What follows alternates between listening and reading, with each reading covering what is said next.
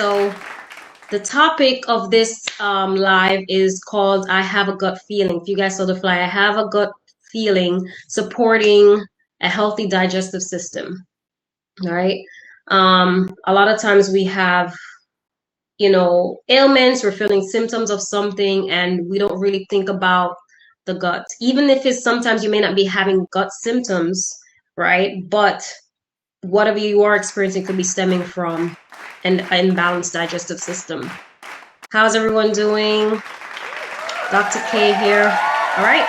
So good morning again, everyone. Dr. K from True Vine Wellness. Happy Thursday. It is Thursday, almost the end of the week. I'm a naturopathic doctor. I help many people overcome their health issues naturally. So men and women, right? So my specialties are usually obesity, stress management, diabetes, high blood pressure, gut health, gut dysfunction. And there's a lot in between those, right? Because again, like I said before, gut inflammation is usually the root cause of a lot of health conditions. Okay. So inflammation is basically, you can have long-term inflammation and you can have short-term inflammation. So acute inflammation is okay, right? That's usually our immune system responding to something happening. And, that's where everything comes to the surface and heals. It's just like when you get a wound, you get a cut, and basically white blood cells rush to that area to heal that wound, right? That's fine. That's normal. That's shown that our immune system is at work. However, you have your chronic inflammation, which is your low level chronic inflammation that becomes an issue because then it stays, right? It's not acute. A chronic is more long term, and that's where it becomes an issue. So today I'm going to be focusing on gut inflammation, right? So when your body is inflamed, you may not feel, you may not get the fever feeling or anything like that, but usually when you are inflamed, there's other issues going on. All right, so you guys should see that. Okay, awesome. So, okay, all right. So basically, let's go take a little quick back. So basically, your digestive system consists of your liver, your stomach, your gallbladder, right? Your gallbladder sits right underneath your liver. Your gallbladder actually is what stores bile, okay? You have your pancreas, your large and small intestines, okay? Your rectum, okay? So that, and actually your digestive system starts from your mouth, right? From your oral cavity. So our bodies is home to 100 trillion millions of microorganisms, okay? But the largest amount is in our gut intestinal tract, right? So we have something called what they call dysbiosis. Dysbiosis is basically unbalanced gut bacteria, right? Which can lead to intestinal inflammation. And then your intestines being inflamed leads to intestinal permeability. Now, let me break that down a little bit. So basically, when there's intestinal permeability, that basically, if you ever hear about leaky gut syndrome, basically you have tight junctions in your digestive system, and when it's not tight, there's little openings. Whatever's supposed to be in your digestive system now leaks out into the rest of your body, creating inflammation. That's just the simplest way to explain that. And that's where some people end up developing sort of things like autoimmune disease and things like that, right? So when there's an increased amount of bad bacteria in the body, or in the digestive system, I should say, right? Increased harmful bacteria like E. coli, Staphylococcus, Clostridium, Salmonella, et cetera, basically, in a healthy body, nothing happens, right? It's fine because, like I just said, right? This is how I started. We have hundreds and trillions of bacteria in our bodies, but once we're healthy, they're fine because we need the bacteria to survive. We do need it, right? But when there's too much of the bad bacteria, that's when something goes wrong, right? So it's important that we strengthen our bodies, our immune system specifically, to help basically support the rest of our bodies, right? So bacteria doesn't attack or affect, I should say, a weak system, right? I should say it doesn't affect a healthy system, but when it becomes weak, that's when it becomes an issue, right? So we have something called endotoxins, as you can see on my slide here. Endotoxins is pretty much molecules that bacteria releases, like this is on their cell membrane. So it's the breaking down of the bacteria And when they break down, they're released in the system and cause an issue. Okay, so endotoxins, basically a lipopolysaccharide, which is the outer part of the cell membrane of the bacteria, right? So when there's too many in the system that's released into the system, it can create damage to the DNA, and it can create increased amount of inflammation, right? When there's too many endotoxins released into the system by the breakdown of the cell membrane of the bacteria, this produces a lot of what they call reactive oxidative species, and that's what they call free radicals. I don't know if you guys always hear the term free radicals, antioxidants, free radicals, right? So basically antioxidants, the purpose of antioxidants is to help break down free radicals, to get rid of free radicals. But again, it's like an oxymoron, right? You don't want to get rid of too many of the free radicals, because we need some of that, right, to balance. Again, it's about balance, right? So when it comes to good and bad bacteria, it's about having balance in the system, right? You don't want to have too much good, and you don't want to have too much bad. It's all a balance, okay? So when there is a gut imbalance, right, a gut bacteria imbalance is called dysbiosis. So the genes that regulate inflammation is altered, and it leads to intestinal impermeability, as I said, aka also known as leaky gut syndrome. Okay, so when there's a lack of diversity of the various strains our gut requires to maintain balance, a healthy gut, when there is a lack of imbalance, it triggers inflammation. It triggers inflammatory response, right? So your body starts to recognize it like foreign, like something is wrong, something's going on. The alarm starts to go off, right? It's like when there's smoke, right? We have a fire detector. When you smoke, when there's smoke, the fire detector goes off. So when your body is inflamed, it starts to give you signals, right, of something wrong. So I'm going to go in a little bit of what those signals are in a little bit. Okay. So we went through endotoxins. Hopefully you guys are still with me. All right. So what are the signs of gut inflammation? All right. So signs of gut inflammation is irritable bowel syndrome. I'm sure a lot of you have heard of that, irritable bowel syndrome. Okay. And this is identified with abdominal pain or discomfort, right? Bloating, altered bowel habits such as diarrhea, constipation, or both, right? So sometimes you may find yourself, okay, one day you're constipated, one day you're having diarrhea, or within the same day, you may have a lot of abdominal pain. You may even find out you may have some bleeding, which I'm going to go into, that's on the next slide, right? And this can be triggered by certain foods and stress. If you're highly stressed, this can affect your gut microbiome, right? And also certain foods. If you have food sensitivities, this can also trigger gut inflammation or irritable bowel syndrome. There's more than 11, research shows that there's more than 11% that live with this worldwide. So a lot of people, 11% is a huge number. It may not seem a lot, but it's a lot. It says greater than 11% lives with irritable bowel syndrome worldwide. So you have a lot of people that's walking around with this and don't know this is what they have, okay? All right, the next sign of gut inflammation is inflammatory bowel disease. So inflammatory bowel disease is pretty much an umbrella of what if you heard of Crohn's disease or ulcerative colitis. So anytime you hear the term inflammatory bowel disease, it's actually an umbrella of those, pretty much those two, okay? It's an autoimmune disease. There are autoimmune diseases due to defective immune response. So when there's inflammation in the gut and your immune system is not responding to that, again, chronic low-level inflammation leads to this, right? There's a defective immune response. The immune system is not responding, okay? So you have the, basically you have ulcerative colitis that basically affects mostly the large intestines, okay, and the rectum. And then you have the Crohn's disease that pretty much affects different parts of the digestive system, the small and large intestines, okay? So this can present with persistent diarrhea, abdominal pain, bloody stools, weight loss, and fatigue, okay? Hope you guys are still with me here.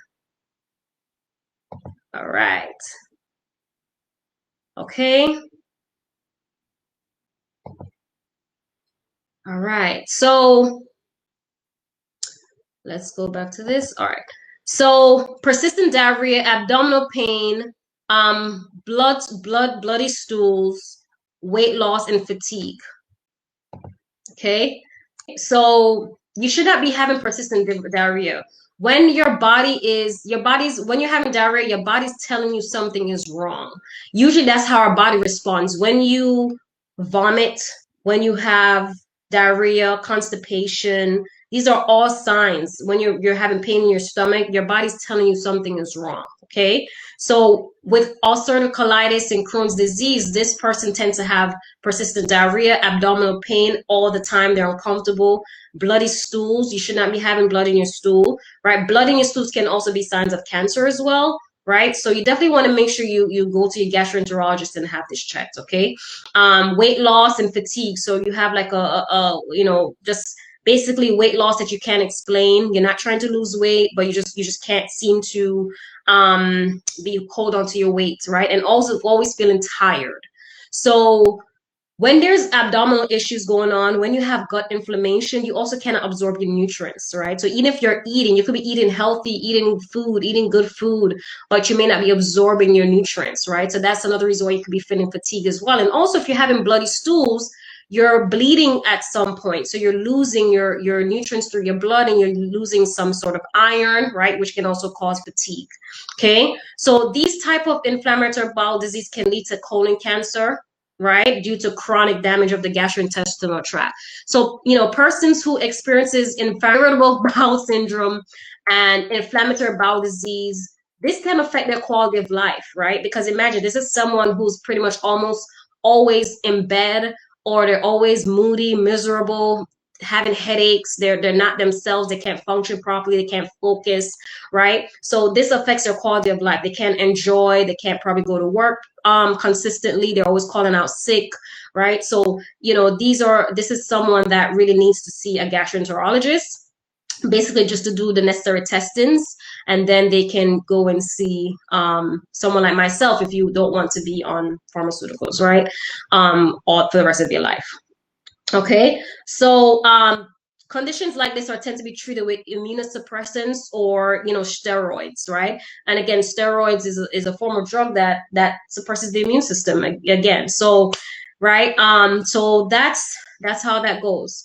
So another sign of gut inflammation is food sensitivities, right? The immune system is triggered, initiating an inflammatory response. So when your body is not responding to a certain food that you're eating, which like in this thing, like culprits are gluten and dairy mostly, because our foods are not produced the way that they used to, right? Like back in the day, right? There's a lot of additives, there's a lot of chemicals being added to our foods, there's a lot of processes that goes into our foods, right? This can trigger inflammatory response, right?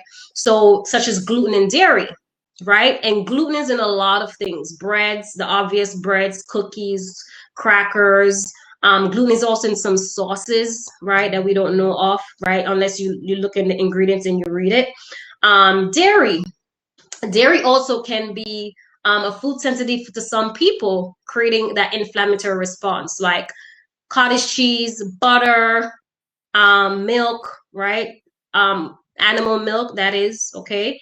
So some of those symptoms, if you have a food sensitivity, how you can tell, or if you're having gas, bloating all the time, you're always feeling bloated, abdominal pain again, skin rashes. Also, if you notice that you have skin rashes, that can be a sign of having a food sensitivity. Diarrhea, eczema, and hives, right? Hives is also an allergic reaction. So food sensitivity is actually what they call an IgG response, which is a delayed response. It's not what you call your IgE, which is basically like your anaphylactic response, right? So food sensitivities are what they call an IgG response, which is a delayed response. Okay.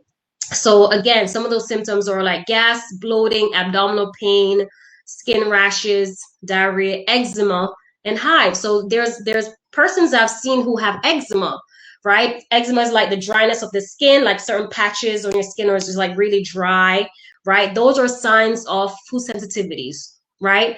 One of the things you can do right away to heal yourself, eliminate dairy and gluten, right? Eliminate gluten and dairy, and you start to begin the healing process of that. Okay, I mean, there's a lot more to that, but that's where you can start. Okay, acne. Acne is also a sign of gut inflammation. If you notice that you, again, this is a form of a rash. Acne can also be due to hormone imbalance, but again, hormone imbalance also is connected to the gut as well, right? It's all interconnected, right? So dysbiosis, which is what I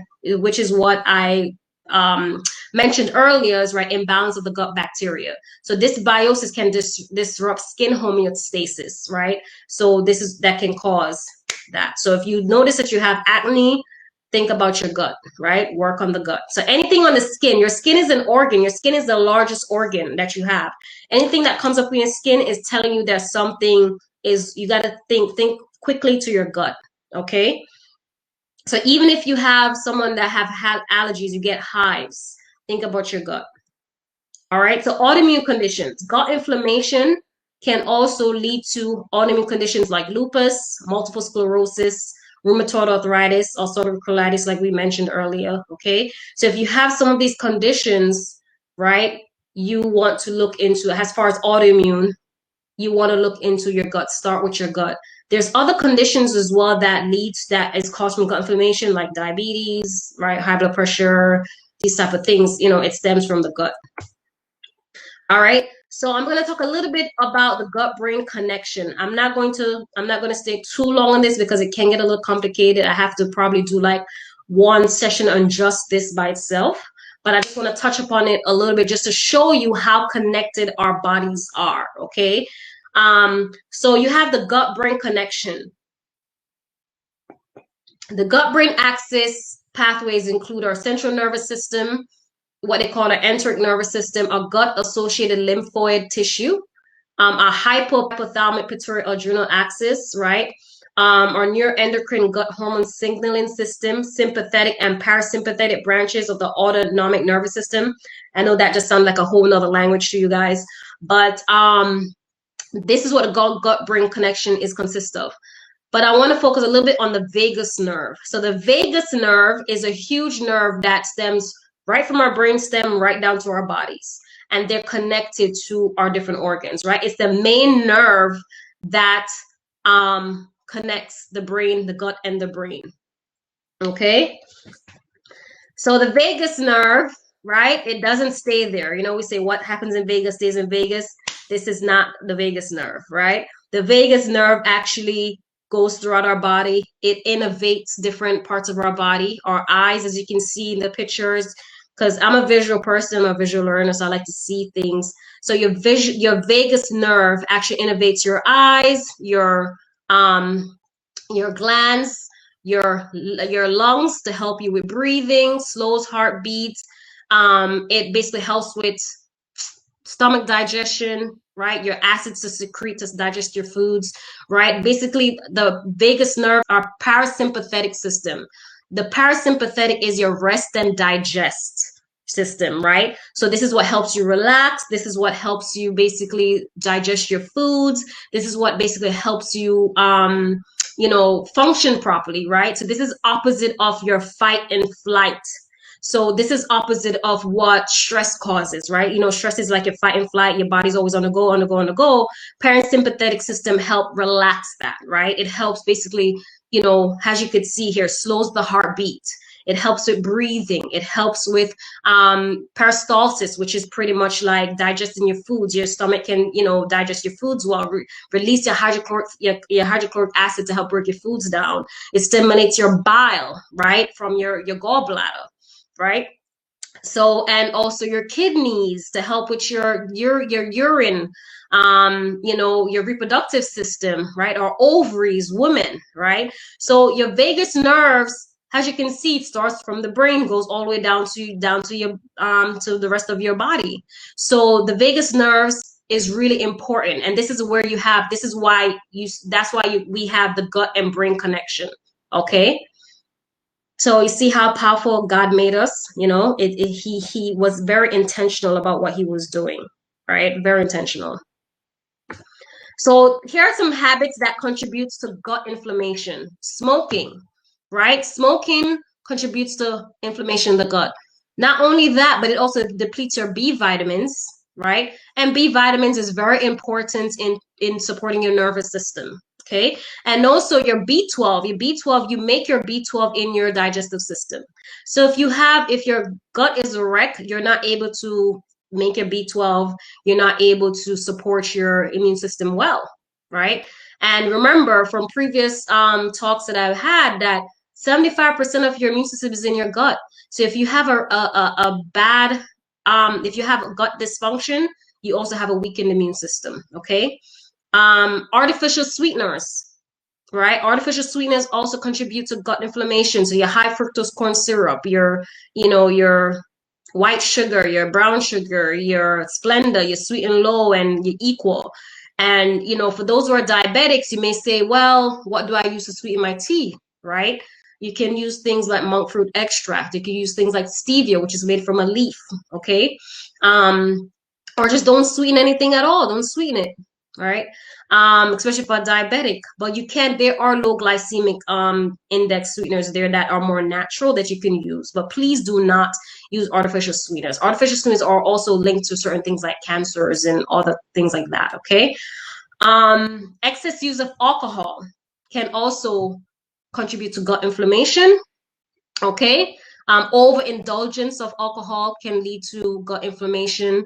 Environmental toxicity, so just the air that we breathe in on a day-to-day basis, the places that we work, right? Things that where we are can affect our inflammation. Where we live can affect gut inflammation, right?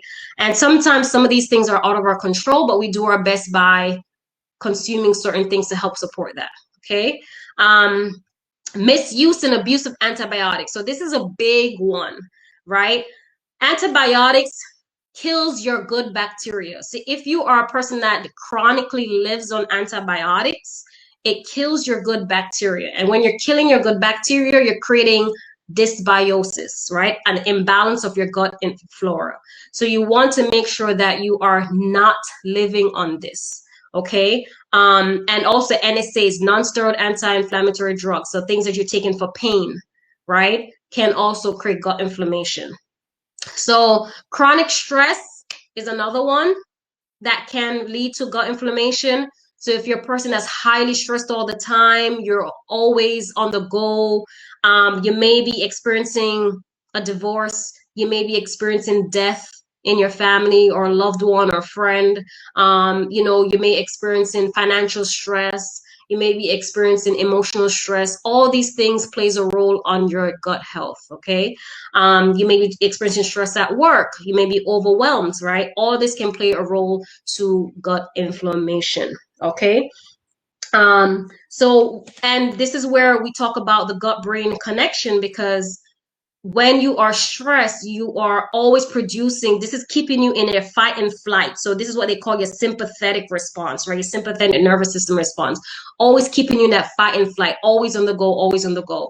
So you want to make sure that you are not in this state all the time, right? So with the gut-brain connection, and let's go back to this a little bit because I actually love this. So when there's a gut-brain connection, right? I didn't have a picture of this, but your body's also connected to your chemical messengers, right? So with the gut-brain connection, chemical messengers are involved in the form of neurotransmitters such as acetylcholine, serotonin, dopamine, GABA, and the precursors such as tryptophan, choline, and acetyl-CoA. And what these all function helps with? Focus, relaxation, stress reduction, sleep, right? So they are affected. So it's really important that we really support our gut health, right? Because they connect, our gut and our brain connects with each other. All right. So our just to recap, our parasympathetic nervous system is a rest and digest. It decreases respiration, so it helps you with breathing properly. Your heart rate increases digestion, and it's your opposite of your fight and flight response. Okay. So gut inflammation can lead to an increased risk for heart disease, diabetes type 2, insulin resistance, obesity, celiac disease, atopic eczema, which I mentioned already, atherosclerosis, and there's so many other things, and I mentioned it before, autoimmune conditions, right? So the gut inflammation can lead to so many things, and you want to look at your gut as your root the root of a tree, right? When you want to get rid of a tree, you kill it at the root, right? So if you want to keep a tree, you water the roots, right? You're not going to just water the leaves and the branches of the tree, right? You need to water it from the roots, and then it absorbs the water, and you start to see the flower or the tree springs, right? So the same thing with our gut. We need to take care of the root of our bodies, which is our gut, and give it the right things, the right nutrients that it needs. Okay. So how do we reduce gut inflammation? Right? One of the first things that we do is reducing gut inflammation is being on an anti-inflammatory diet, such as the Mediterranean diet. Mediterranean diet mostly consists of a lot of vegetables, a little bit of fish, right? Whole grains. And I know I said, gluten, but you can do sprouted grains, or you can do other kind of grains like quinoa and in nuts and seeds and legumes and a lot of spices, which are great, and very little meats. If you look at the pyramid that I have here, right, you could see that meats and sweets are at the top of the pyramid, which means it's very small amount that you have. And then as you go down, a little bit of poultry, maybe a little bit of eggs, a little bit of chicken. But also, if you do eat chicken, just make sure it's cage-free organic chicken, okay? If you can get it in the area, wherever you are in the world, okay? And then you want to mostly focus on fish. So wild-caught fish, right? Especially omega-3s like your wild-caught salmon, haddock, herring, sardines. You just want to make sure they're wild-caught. But again, you want to keep a balance, right? Because then you're also thinking about mercury and all that. So right? It's always a catch-22 with something, right? So you want to do that amount, but you want to have a lot of vegetables, right?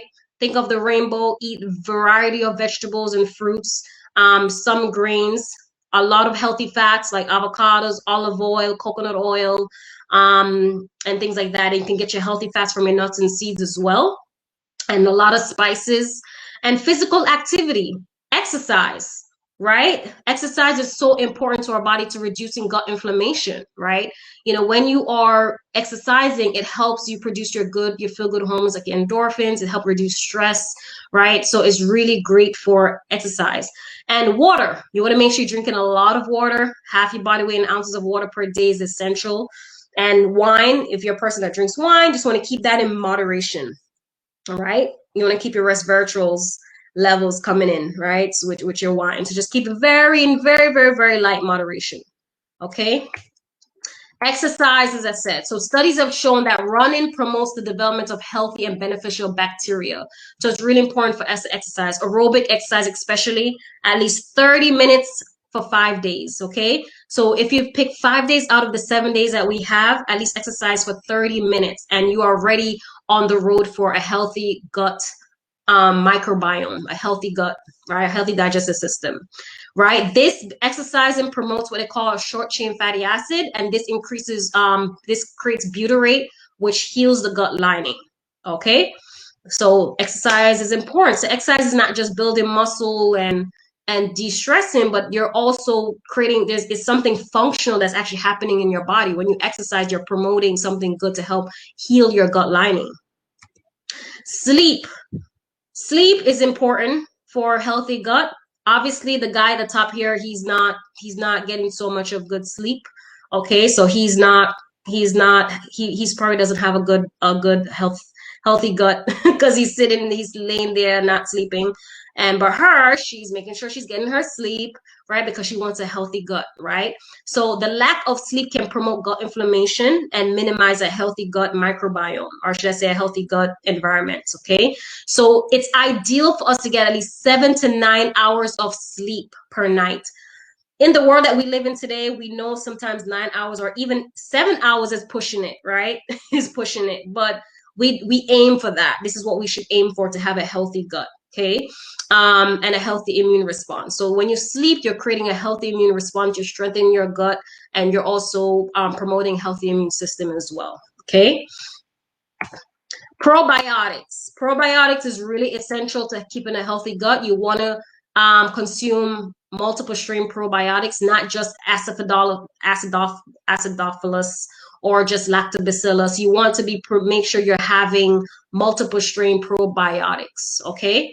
And you also can eat things like yogurt, like maybe plant-based yogurt, or if you like whole milk yogurt, just make sure it's grass-fed. I personally used to eat Wallaby, which is a really good brand that's actually grass-fed, made from grass-fed cow. You can get that, get a plain and add your own fruits to it. You can do kombucha, you can do sauerkraut, you can do kimchi. These are things that helps actually strengthen your good bacteria in your stomach. Okay. Lastly, next thing is lower your stress levels, right? You want to do your best to lower your stress levels, trying to manage your stresses as much as possible. Meditation, prayer, reading, exercise. As I said, deep breathing exercise is essential. I'm actually going to do a deep breathing exercise with you guys, in a second after this. And reflection, journaling, writing down, letting it out. If something is stressing you, write it out. Write it down. Get a little journal, write it out. Okay, gratitude, being grateful, looking through the situations that you have and being grateful for what you have, right? Don't look at what's not working for you, but look at what's working for you and be grateful for that.